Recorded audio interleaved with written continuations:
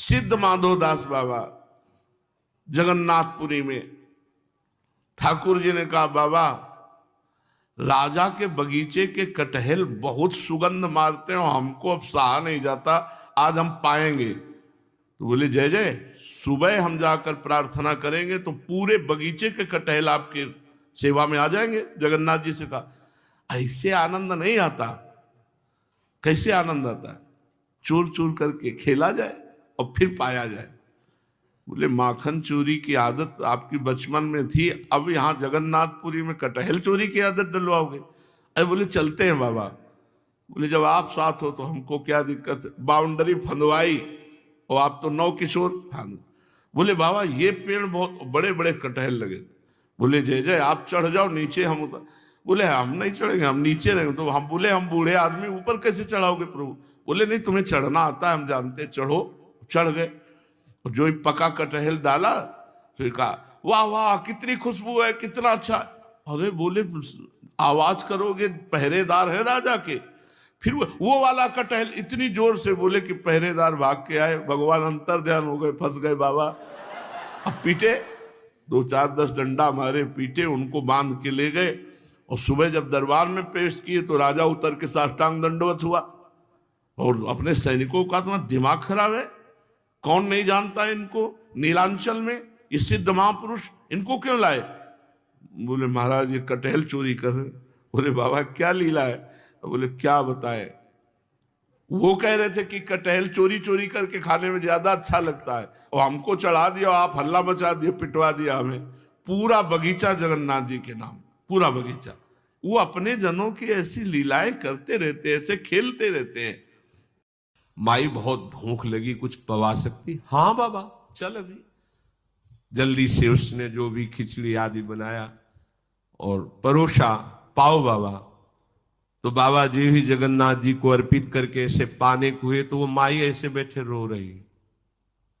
बाबा की दृष्टि जा रही। बाबा ने कहा माई कोई दुख है क्या तुम्हें? तुम क्यों रो रहे हो? बोले हम अपने लिए नहीं रो रहे, हम ये रो रहे कि इतने छोटे लाला को तुम लेकर के नंगे पैर चला रहे हो, इसकी माँ कैसे रह पाएगी इसके बिना? बाबा तुम्हें दया नहीं आई, इतने छोटे बच्चे को उसकी माँ से अलग करके लिए जा रहे हो? बोले माई किसको लिए जा रहे हैं?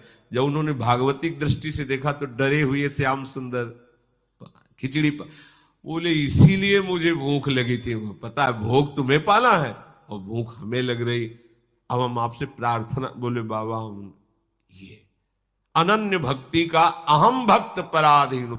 श्री कर्माबाई थी, उन्होंने विचार किया कि जगन्नाथ जी को दिन में तो खूब भोग लगता है, लेकिन जब रात में पट बंद हो जाते हैं तो उनको फिर भोग, तो उनको भूख लगती होगी। उन्होंने अपने भाव से विचारा तो 3 बजे तड़के उठकर बिना नहाए धोए सबसे पहले खिचड़ी बनाई और जगन्नाथ जी को रो के पुकारती। तो जगन्नाथ जी आने लगे, उनकी गोद में बैठ जाते और वो पूरी खिचड़ी पकाती। एक दिन 7 बजे लगभग सुबह स्नान करने जा रही थी तो एक संत भगवान मिल गए जो नियम कानून को जानने वाले थे और नियम से चलते थे। उनका कर्माबाई स्नान करने जा रहे हो? बोले बोले क्या, किस प्रकार की तुम भक्त हो कि सूर्य उदय हो गया अब स्नान करने जा रहे हो? अरे भक्त तो तड़के स्नान करते हैं। तो उनका तड़के तुम ठाकुर जी का भोग बनाते हैं। अरे राम राम कितना बड़ा अपराध करते हो, बिना स्नान किए बिना पवित्र हुए भोग बना के ठाकुर जी को, ये तो अपराध है। अब उन्होंने दूसरे दिन पहले स्नान और सब दिनचर्या की। जगन्नाथ जी आने लगे, उनकी गोद में बैठ जाते और वो पूरी खिचड़ी पकाते। एक दिन 7 बजे लगभग सुबह स्नान करने जा रही थी तो एक संत भगवान मिल गए जो नियम कानून को जानने वाले थे और नियम से चलते थे। उनका कर्माबाई स्नान करने जा रहे हो? बोले बोले क्या, किस प्रकार की तुम भक्त हो कि सूर्य उदय हो गया अब स्नान करने जा रहे हो? अरे भक्त तो तड़के स्नान करते हैं।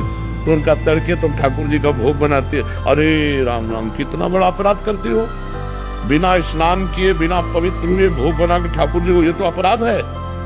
अब उन्होंने दूसरे दिन पहले स्नान और सब दिनचर्या की और भोग बनाया और बुलाया। तो जी भी एक कवल पवा सो वहां पर्दा मंदिर का हटने को ठाकुर जी अंतर ध्यान हुए चले गए। अब वहां खिचड़ी मुंह में लगी थी एक कवल के। तो जगन्नाथ जी के पार्षदों ने पूछा कि जय जय अभी तो भोग पधराया नहीं, ये मुख में भोग कैसे होता? मैं प्रेम से प्रसन्न होता हूँ, मैं प्रेम से अधीन होता हूँ। तो